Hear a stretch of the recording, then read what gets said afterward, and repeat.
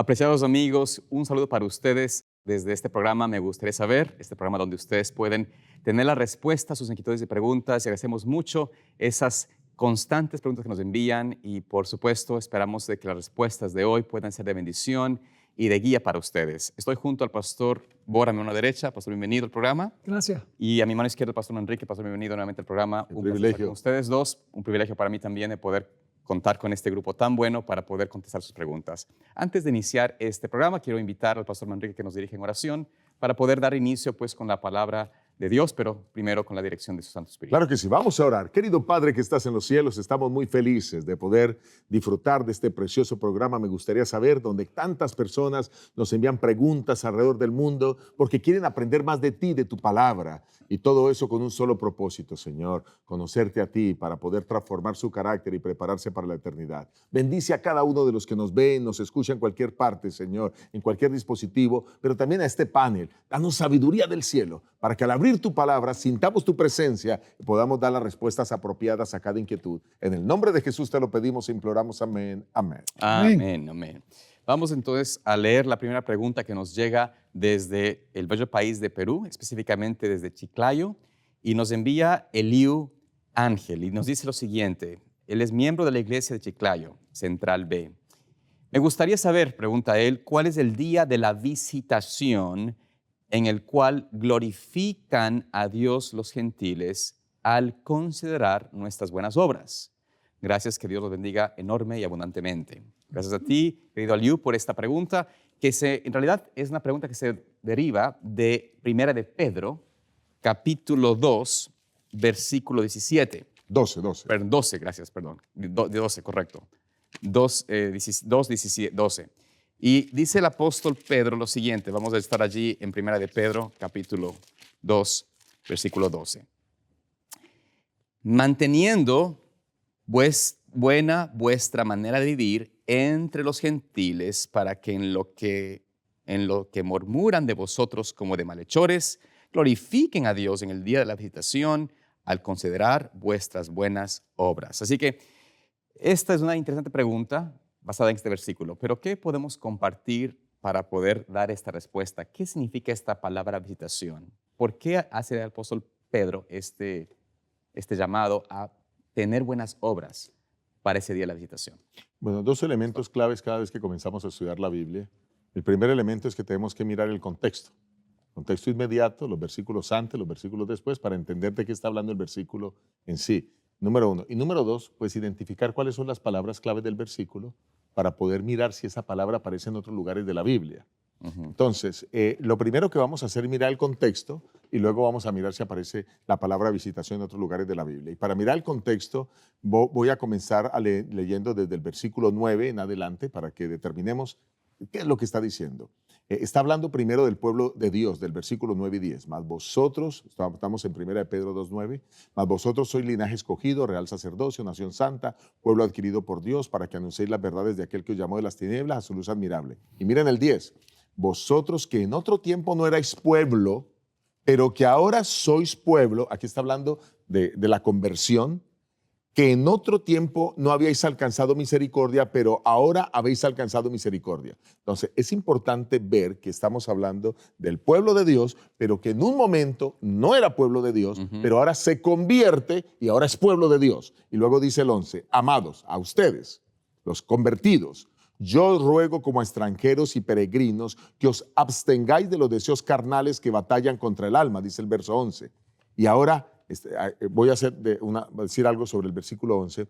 Le está diciendo ustedes tienen que luchar contra el pecado, ¿ok?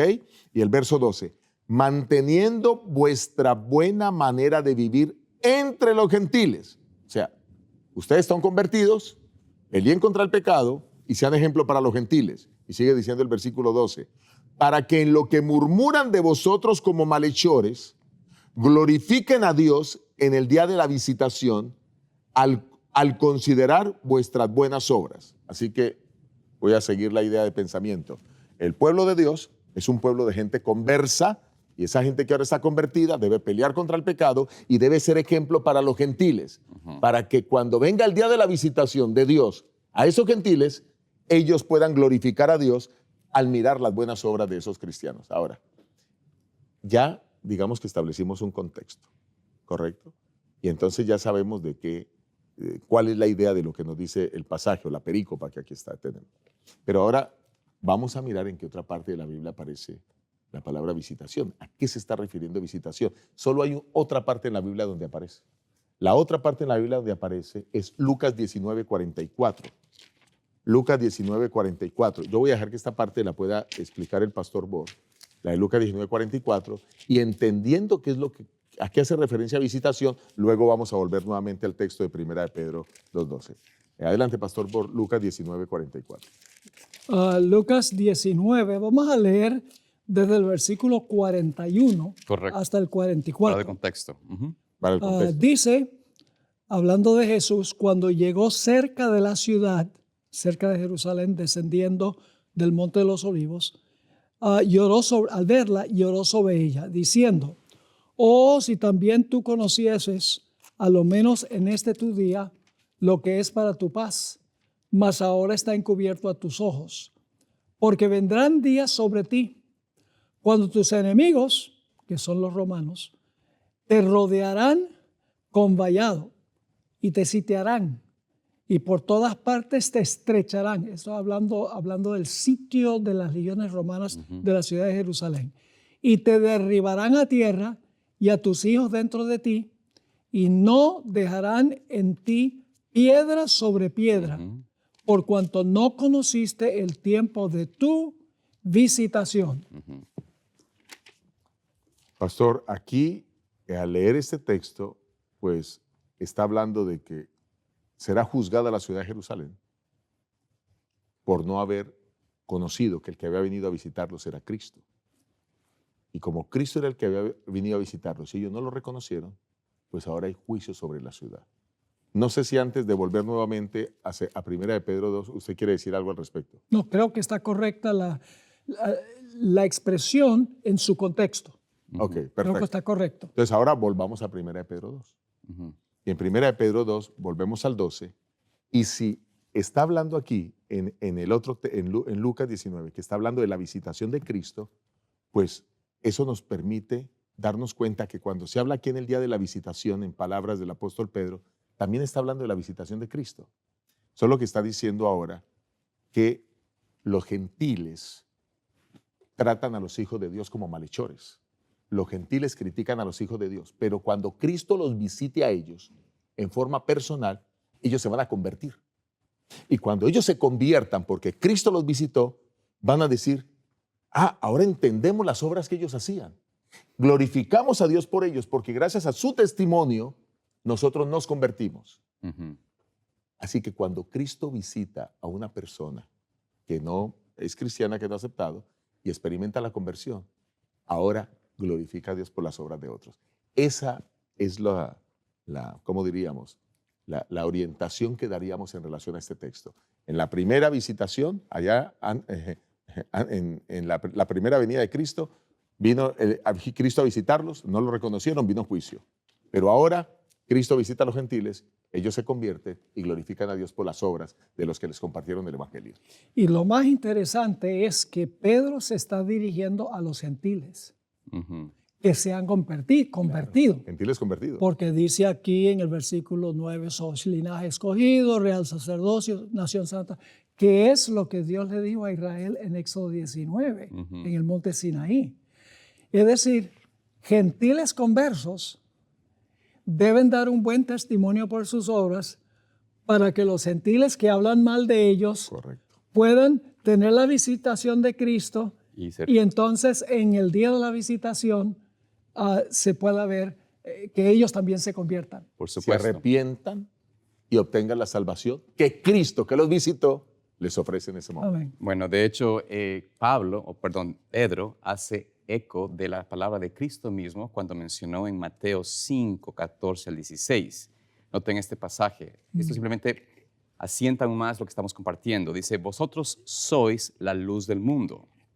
Y noten lo que Jesús menciona luego. Dice, una ciudad asentada sobre un monte no se puede esconder, y se enciende una luz y se pone debajo de un almud, sino sobre el candelero y alumbra a todos los que están en casa. Así alumbre vuestra luz delante de los hombres, para que vean vuestras buenas obras y glorifiquen a vuestro Padre que está en los cielos. Entonces, la función inclusive de Jerusalén, una ciudad en el monte, era para hacer una vislumbre, una luz a todas las naciones. Cuando ellos no hicieron esto, entonces los gentiles no pudieron glorificar a Dios por sus malas obras. Pero aquí Pedro dice en realidad, cuando ustedes hagan esto, ustedes que son gentiles ahora, que puedan vivir con esa luz que da gloria a Dios, cuando vengan ellos la obra de Dios, cuando vean su visitación, entonces podrán glorificar a Dios. Así que, Pastor Salazar, el punto, el versículo que usted tocó es el clave para unir los otros dos versículos. sí. Porque usted está diciendo ahora que cuando los gentiles vean las buenas obras de los demás, van a glorificar a Dios. Por eso, mire, pastor, y quiero traer una aplicación a la época moderna. Nuestro testimonio es fundamental para ganar a otros. Por supuesto. Todo cristiano convertido, todo adventista convertido tiene que dar fe, un testimonio a sus vecinos, a sus amigos, a sus familias, para que de esa manera nuestras obras puedan los demás glorificar a Dios y ser convertidos cuando Cristo los visite a través del Espíritu Santo y ellos acepten a Y Dios. la gente nos observa. Todo el tiempo. La gente mundana está buscando cualquier oportunidad para criticar a los fieles de Dios. Yo tuve una experiencia una vez cuando estaba pastoreando en Wyoming. Uh-huh. Comencé un grupo hispano en una iglesia de habla inglesa. Y tuve unos estudios bíblicos con la hermana Méndez. Ella no era adventista en ese tiempo, era muy católica. Los hijos, toda la familia era católica. Y cuando fui al primer estudio, había una señora que estaba visitando que se llamaba Jesucita. Y yo la invité para que se uniera al estudio. Le dije, ¿por qué no se une al estudio? Dice, no. Entonces se quedaba al cuarto al lado mientras nosotros estábamos estudiando. Cada vez que yo llegaba para el estudio, ella no se unía al estudio, pero hacía acto de presencia, estaba escuchando y yo me di cuenta. Cada vez que yo iba a estudiar con Mercedes Méndez, mi esposa hacía un pan y le llevaba un pan. Y estudiábamos, disfrutábamos del estudio, etc. Y la hermana, la otra señora, Claro. Ahí al lado, parando la oreja, ¿no? Y entonces, un día, cuando yo llevé el pan, ella me había dicho que ella no quería estudiar porque los que estudian mucho la Biblia se vuelven locos. Es muy común que la gente diga eso. Entonces, yo llegué un día y ella dice, me voy a unir al estudio. Y yo le dije, qué bueno. ¿Por qué cambió de opinión? Dice, porque en realidad yo le dije que los que estudian mucho la Biblia se vuelven locos, pero usted no me parece loco. El testimonio la trajo al estudio y tuve el privilegio de bautizarla. Gloria a Dios. Por eso, eso es importante. Y recuerden de que todo ser humano va o tiene un día donde el Señor los visita. Eventualmente también sabemos de que en el fuerte pregón habrá una vislumbre a toda la tierra. Todo ser humano podrá en ese momento decir, oye, pero ¿quiénes son los adventistas? Guardan el sábado correctamente. Me acuerdo de aquella persona que estuvo y me daba testimonio de su vida. Eso es tan importante también pensar a la línea escatológica de que estamos hoy como vitrinas hacia el mundo. Y si no estamos hoy viviendo realmente vidas consagradas, conectadas a Cristo, van a decir, no, pero como no quiero ser. Exacto. Porque dice, pero no hace. Entonces, esta es la hipocresía del cristiano, es lo que Cristo dice, no pueden ser de mi pueblo, y evita y pide que no seamos así. Así que bueno, creo que con esta pregunta estamos claros. Vamos a la siguiente pregunta por el tiempo para poder avanzar. Gracias también nuevamente a nuestro hermano de Perú, de Chiclayo, para que pueda seguir adelante con sus estudios y seguir también más cerca de Cristo. Vamos ahora con esta pregunta que nos llega desde Puerto Cumarebo, del estado Falcón de Venezuela, de nuestro hermano Teddy. Teddy nos dice lo siguiente, y saludo también para la gente de allá de Falcón en Venezuela. Me gustaría saber quién resucitó a Jesús, ya que en Hechos 2:24 dice que Dios lo levantó de la muerte. En 1 de Pedro 3:18 dice que fue el Espíritu Santo. En Gálatas 1:1 dice que fue el Padre. En Juan 2:19 dice que Jesús mismo se resucitó a sí mismo. Y en Juan 10:17-18 Jesús dice que Él pone su vida para volverla a tomar. ¿Cuál sería entonces la explicación correcta de este hecho trascendental? ¿Estuvieron las tres divinas personas involucradas en este hecho? ¿Cómo podemos hacer esta reconciliación. Entonces, Pastor Bort, ¿puede usted compartir esta respuesta y podamos luego compartir también? Bueno, obviamente las tres personas de la deidad estaban involucrados en la resurrección de Jesús. Más de 20 veces en el libro de Hechos nada más dice que el Padre resucitó a Jesús. Pero en 1 de Pedro 3:18 dice que el Espíritu resucitó en el Espíritu. En otras partes dice que Jesús se resucitó. Así mismo, ajá. Entonces, ¿cómo uno reconcilia estos tres puntos de vista? Bueno, Dios es uno, Dios está unido, cada uno cumple su función. Voy a mencionar aquí un texto que nos ayuda un poco a entender este asunto. En Lucas 23:46, las últimas palabras de Jesús en la cruz del Calvario. ¿Qué dijo Jesús allí? Dice, entonces Jesús, hablando de Lucas 23:46, entonces Jesús, clamando a gran voz, dijo, Padre, en tus manos encomiendo mi espíritu. Y habiendo dicho esto, expiró.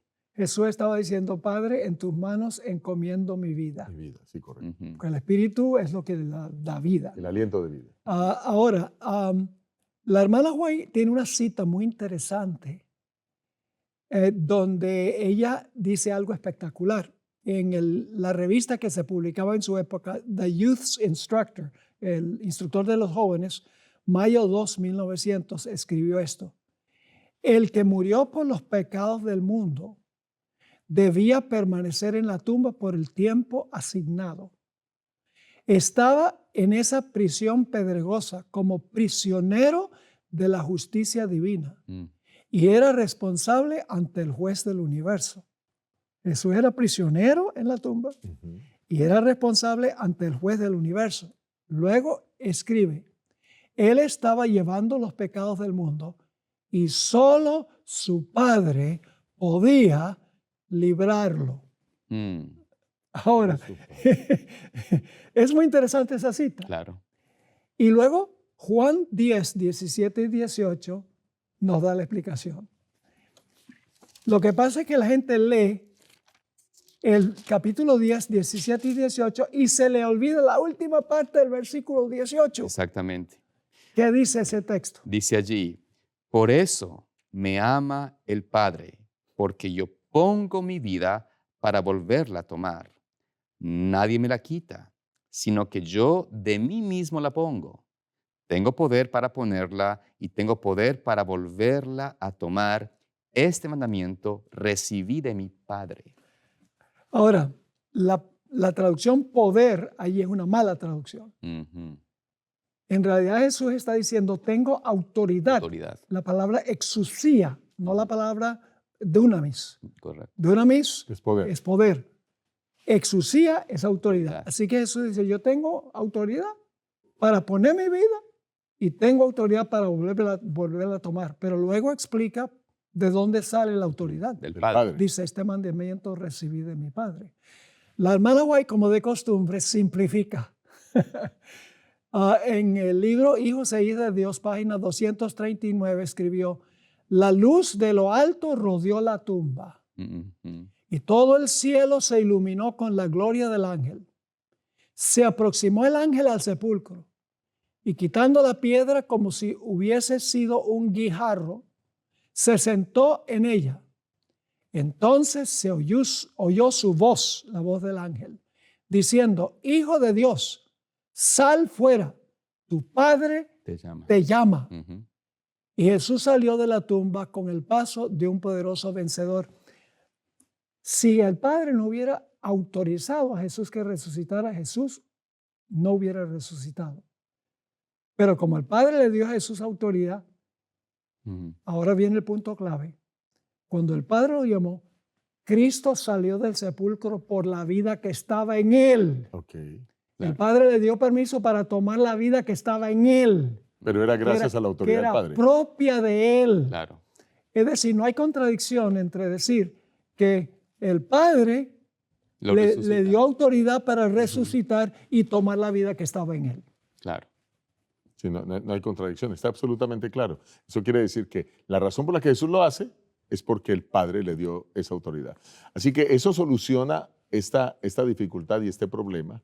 Yo tengo una cita de Deseado de toda la gente, es página 129, donde la hermana White aclara el concepto también. Cuando la voz del poderoso ángel fue oída junto a la tumba de Cristo diciendo, tu Padre te llama, el Salvador salió de la tumba por la vida que había en él. Correcto. O sea que ya esto deja claro que el Padre lo llama, pero fue por la vida que él tenía en él mismo que salió de la tumba. El Padre le dio permiso de tomar su propia vida, porque es que desde la eternidad, en la serie que yo hice recientemente sobre los 2 misterios de la Biblia, Jesús ha estado sujeto a la voluntad del Padre desde la eternidad. Sí. Mucha gente cree que solamente mientras estuvo aquí hacía la voluntad del Padre, lo que le decía el Padre, se sometía al Padre. No, no, no, no. La hermana White dice que Jesús ejecutó la voluntad del Padre en la creación de todas las huestes celestiales. Y eso mucho antes del pecado. Desde luego. Pero nosotros tenemos la cabeza torcida, porque nosotros creemos que la sujeción voluntaria es inferioridad. Someterse a otro no es inferioridad. La Biblia dice que la esposa debe estar sujeta al marido. Entonces, ¿la mujer es inferior al hombre? No. No. Lo que pasa es que nosotros tenemos la cabeza mal cuadrada, porque nosotros pensamos, yo no me someto, y yo aquí tengo mi dignidad y yo también voy a exigir mis derechos. Esa actitud es satánica. Es el orgullo, pastor. Es el orgullo. Egoísmo, Sí. amor propio. Ahora, para tal vez concluir, ¿en qué forma pudiésemos explicar la obra del Espíritu Santo en esta resurrección? ¿Hay una manera de reconciliar también ese aspecto o no? Tal vez un poco más. Voy a decir algo que pareciera ser herético, pero no es. Tengo muchas pruebas de eso. Lo he estado estudiando por décadas. Los ángeles cumplen la tarea que el Espíritu Santo le da a ellos. En la Biblia encontramos que la hermana White dice que todos los milagros de Jesús fueron hechos por el poder de Dios a través del ministerio de los ángeles. Es decir, los ángeles son los emisarios del Espíritu Santo. El Espíritu Santo cumple su obra por medio de la hueste angélica. Y nos resulta a veces difícil entender eso. Por ejemplo, en el caso del centurión, que hemos mencionado en un programa anterior, el centurión tiene un criado que está enfermo. Claro. Y Jesús dice, bueno, yo voy a tu casa y lo sano. No. No soy digno la de que palabra. entres No, en no mi soy casa. digno de que vengas a mi casa. Sí, no una tiene palabra que tuya venir. bastará para Sencillamente di la palabra y mi siervo sanará. Correcto. Ahora, yo antes pensaba que cuando Jesús dijo, sea sano, la palabra de Jesús voló por el aire y sanó al enfermo. Pero la hermana White dice en el Deseado de todas las gentes que el mensajero celestial, el ángel, fue allá y trajo sanidad. Ahora, es importante recordar que los ángeles no son capaces de impartir vida.